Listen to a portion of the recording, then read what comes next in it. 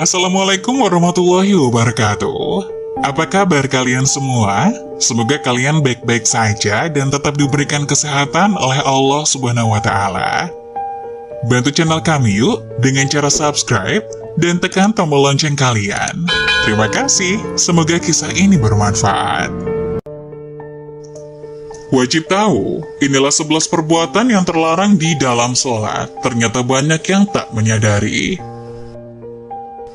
Sholat dengan pahala sempurna merupakan dambaan setiap muslim, sebab dengan sifat sholat yang seperti itulah seseorang merasakan pengaruh yang luar biasa, yaitu mencegah diri dari perbuatan keji dan mungkar. Sehingga sebagai muslim, kita wajib mengetahui perkara-perkara yang dilarang dalam sholat, karena perbuatan ini bisa mengurangi kesempurnaan pahala sholat seseorang, meski tidak membatalkannya. Agar sholat kita diterima Allah, maka sebaiknya kita mengetahui perbuatan-perbuatan yang terlarang di dalam sholat. Berikut 11 perbuatan yang terlarang dalam sholat. 1. Mengarahkan pandangan ke atas. Hal ini berdasarkan hadis Rasulullah SAW. Hendaklah suatu kaum itu memilih berhati mengarahkan pandangan ke arah langit ketika berdoa di dalam sholat, atau pandangan mereka tidak akan kembali pada mereka. Hadis riwayat Muslim 229. Imam Nawawi rahimahullah mengatakan larangan ini sangat keras. Bahkan para ulama telah sepakat akan keharamannya. Syarah Sahih Muslim 2, nomor 271. 2. Menoleh tanpa keperluan. Menoleh apabila ada keperluan maka diperbolehkan, namun jika menolehnya tidak ada hajat maka ini dilarang. Karena merupakan perampokan dari setan pada seseorang yang sedang sholat. Ibunda Aisyah radhiyallahu anhu bertanya kepada Rasulullah SAW, lantas beliau menjelaskan, itu merupakan bentuk pencurian yang dilakukan setan pada seseorang yang sedang sholat. Hadis riwayat Al-Bukhari 751. 3. Membunyikan jari-jari tangan. Perbuatan ini sering kita jumpai pada seseorang yang sedang sholat, yakni menggerak-gerakkan jari jemari hingga mengeluarkan suara. Ini termasuk perbuatan sia-sia yang sepatutnya tidak dikerjakan seorang muslim ketika sholat. Apabila membunyikan jari-jari terlalu sering, maka haram hukumnya. Namun jika kadangkala saja, maka hal ini dibenci. Hal ini bersumber dari Syu'bah, mantan budak Ibnu Abbas radhiyallahu anhu. Ia menceritakan, saya sholat di samping Ibnu Abbas, lalu aku gerakan jari-jariku sehingga menggerakkan suara. Tatkala selesai sholat, ia langsung menegurku, engkau membunyikan jari-jarimu padahal engkau sedang sholat. Hadis riwayat Ibnu Abi Syaibah nomor 234 dan dihasankan oleh Syekh Al-Albani dalam Al-Irwa nomor 99. 4. Menguap. Hal ini tidak boleh jika dilakukan terus-menerus, karena apabila kita menguap, hendaknya menahannya dengan menutup mulut menggunakan tangan kita dan tidak membiarkannya terbuka lebar, sehingga setan dengan leluasa masuk ke dalamnya. Hal ini berdasarkan hadis Abu Hurairah radhiyallahu anhu, bahwasanya Nabi SAW bersabda, menguap dalam sholat itu dari setan. Maka apabila salah seseorang di antara kalian menguap, hendaknya kalian menahan semampunya. Hadis riwayat Al-Bukhari nomor 3289 dan hadis riwayat Muslim nomor 2994. Tidak disyariatkan mengucapkan ta'awuz atau istighfar tatkala menguap karena tidak ada dalil yang memerintahkannya. Baik di dalam maupun di luar sholat, banyaknya orang yang melakukannya bukan merupakan dalil akan kebolehan atau kesunahannya. 5. Memejamkan mata. Hal ini apabila diniatkan untuk semakin mendekatkan diri kepada Allah, maka terlarang. Ia masuk dalam bid'ah. Namun apabila tidak diniatkan untuk mendekatkan diri kepada Allah, maka hal ini dibenci karena menyelisihi sunnah. Ibnul Qayyim rahimahullah berkata, bukanlah termasuk petunjuk Nabi SAW memejamkan mata ketika sholat. Dalil yang menunjukkan hal ini adalah bahwa Rasulullah SAW membentangkan tangannya ketika sholat gerhana, karena ia ingin meraih setangkai anggur tatkala melihat surga. Demikian juga ketika beliau melihat gerakan dan wanita pemilik kucing, serta melihat perisai yang berada di dalamnya. Begitulah pula ketika beliau menahan hewan yang ingin berjalan di hadapannya. Lantas beliau Ibnu Qayyim menyebutkan beberapa hadis yang menguatkan perkataannya. Kemudian berkata, Maka dari hadis-hadis ini dan setelahnya dapat diambil faedah bahwasanya beliau Shallallahu Alaihi Wasallam tidak memejamkan matanya ketika sholat. 6. Membentangkan lengan di atas lantai ketika sujud. Karena sujud seperti ini laksana anjing ketika berbaring, hal ini dilandasi sabda Nabi Shallallahu Alaihi Wasallam. Seimbangkanlah kalian ketika sujud, dan janganlah kalian bentangkan kedua lenganmu seperti anjing. Hadis riwayat Al-Bukhari nomor 823 dan Muslim nomor 493. Dan sebagai orang muslim, kita tidak diperbolehkan menyerupai perbuatan hewan. Oleh karena itu, tidak selayaknya seseorang membentangkan lengan di atas lantai karena yang diperintahkan adalah mengangkat kedua siku. 7. Merapikan baju ketika sujud.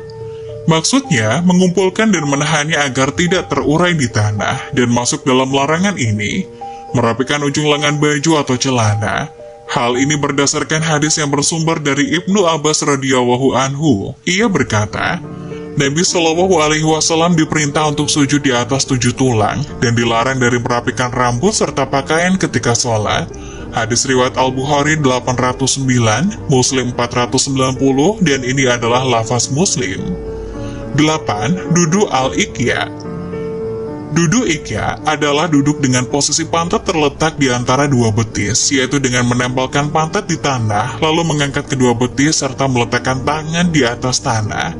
Sifat duduk semacam ini tidak diperbolehkan dalam sholat karena menyerupai duduknya setan dan anjing. Hal ini berdasarkan hadis dari Aisyah radhiyallahu anhu menyifati sholat Nabi. Rasulullah Shallallahu Alaihi Wasallam melarang dari ukbatus syaiton. Hadis riwayat Muslim 498. Yang dimaksud ukbatu syaitan adalah Iqya, sebagaimana penjelasan tadi. Sifat duduk Iqya ada 2 macam. Yang pertama sebagaimana penjelasan tadi, dan itu tidak diperbolehkan dalam sholat. Dan yang kedua, meletakkan pantat di atas kedua tumit yang ditegakkan, dan inilah yang disyariatkan ketika seseorang duduk di antara 2 sujud, sebagaimana pembahasan yang telah lalu. 9. Sujud di atas suatu benda yang tinggi bagi orang yang sakit. Orang yang sakit apabila masih mampu sujud di atas lantai, maka ia wajib melakukannya. Namun bila ia tidak mampu, maka cukup berisyarat dengan kepala dan tidak wajib baginya meletakkan bantal atau semisalnya untuk sujud di atasnya. Suatu saat Rasulullah Shallallahu Alaihi Wasallam pernah mengunjungi salah seorang sahabat yang sedang sakit. Beliau menjumpainya sedang sholat menghadap sepotong kayu yang ia gunakan untuk meletakkan dahinya. Lalu Rasulullah berisyarat agar ia membuang kayu itu dan mengambil bantalnya. Kemudian Rasulullah bersabda, "Jauhkan bantal tersebut darimu. Jika engkau mampu sujud di atas tanah, maka lakukanlah. Namun jika tidak, maka cukupkanlah menggunakan isyarat dan jadikanlah sujudmu lebih rendah dari rukukmu." Hadis riwayat At-Tabrani dalam Al-Kabir 270 dan disahihkan oleh Syekh Al-Albani dalam As-Sahihah 323. 10. Membersihkan kerikil pada tempat sujud dan melakukan perbuatan sia-sia dalam sholat. Banyak sekali yang melalaikan kita dalam sholat termasuk dengan membersihkan kerikil pada tempat sujud, serta perbuatan sia-sia lainnya. 11. Berbarengan atau mendahului imam ketika sholat berjamaah. Itulah 11 hal yang dilarang dalam sholat untuk dilakukan. Semoga Allah mudahkan kita untuk menyempurnakan sholat dengan mengikuti tuntunan Rasulullah Shallallahu Alaihi Wasallam. Adapun hal-hal yang bisa membatalkan wudhu, berikut penjelasannya. Wudhu merupakan cara umat Islam untuk mensucikan diri dalam membersihkan hadas kecil sebagai salah satu syarat untuk ibadah sholat. Namun sebagian orang mungkin belum tahu banyak mengenai wudhu. Ibadah tidak akan sah jika wudhu kalian batal.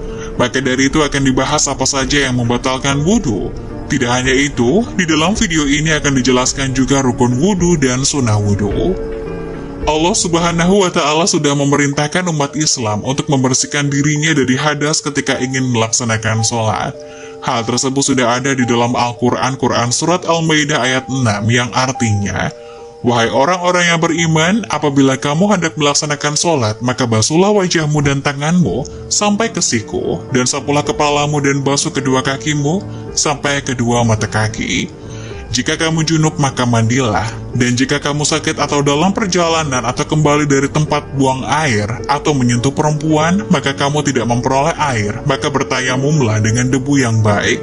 Usaplah wajahmu dan tanganmu dengan debu itu. Allah tidak ingin menyulitkanmu, tetapi Dia hendak membersihkan kamu dan menyempurnakan nikmatnya bagimu, agar kamu bersyukur. Ada beberapa hal yang dapat membatalkan wudhu jika kamu melakukan beberapa hal yang disengaja maupun tidak. Berikut adalah hal yang membatalkan wudhu. 1. Muntah. Muntah adalah keluarnya makanan atau minuman dari dalam perut keluar lewat mulut. Tidak hanya saat puasa, muntah ketika setelah berwudu juga dapat membatalkan wudu. Namun hal ini ada dua pendapat. Dalam mazhab Hanafi, muntah dapat membatalkan wudu jika seseorang muntah dalam ukuran mulut yang penuh. Sedangkan menurut mazhab Maliki dan Syafi'i, muntah tidak dapat membatalkan wudu. Hal tersebut karena Rasulullah pernah muntah setelah wudu dan ia tidak mengulang wudunya lagi. 2. Hilang kesadaran.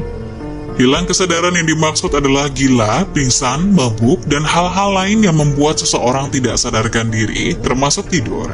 Tidur juga dapat membatalkan wudhu. Hal ini karena tidur beberapa fungsi anggota tubuh jadi berhenti beroperasi dan membuat tubuh tidak sadar. Sesuai dengan hadis riwayat dari Abu Dawud dikatakan bahwa mata adalah pengawal dubur. Oleh karena itu, barang siapa yang tidur maka dia wajib berwudhu. 3. Keluarnya hadas dari kemaluan. Segala yang keluar dari kemaluan seperti kencing, buang air besar, air mazi, air mani, air wadi, atau juga kentut dapat membuat wudhu kita batal. Semua itu adalah hadas. Ada hadas kecil dan juga hadas besar. Untuk hadas besar harus dibersihkan dengan mandi wajib. Abu Hurairah dalam hadisnya Rasulullah SAW mengatakan bahwa Allah tidak akan terima sholat seseorang dari kamu jika dia berhadas sehingga berwudu. 4. Keluar darah dan nanah. Darah dan nanah walaupun tidak keluar lewat kemaluan maupun mulut juga dapat membatalkan wudunya seseorang. Menurut suatu mazhab, wudu akan batal jika darah mengalir atau keluar dari tempat yang wajib disucikan. Namun jika hanya 1 tetes atau 2 tetes maka wudu tidak batal. Hal tersebut sesuai dengan sebuah hadis bahwa Rasulullah mengatakan, wudu hendaklah dilakukan bagi setiap darah yang mengalir. 5. Menyentuh kemaluan. Setelah berwudu, seharusnya kita tidak boleh menyentuh area kemaluan, baik kemaluan kita sendiri ataupun orang lain. Kemaluan pada dasarnya memiliki najis dan hadas, maka dari itu kita dilarang menyentuhnya ketika setelah berwudu tanpa ada batas. Larangan ini juga telah dijelaskan dalam hadis riwayat Ahmad dan Ibnu Hibban bahwa Rasulullah bersabda, siapa yang membawa tangannya ke kemaluannya tanpa ada yang membatasi maka wajib berwudu. 7. Tertawa keras.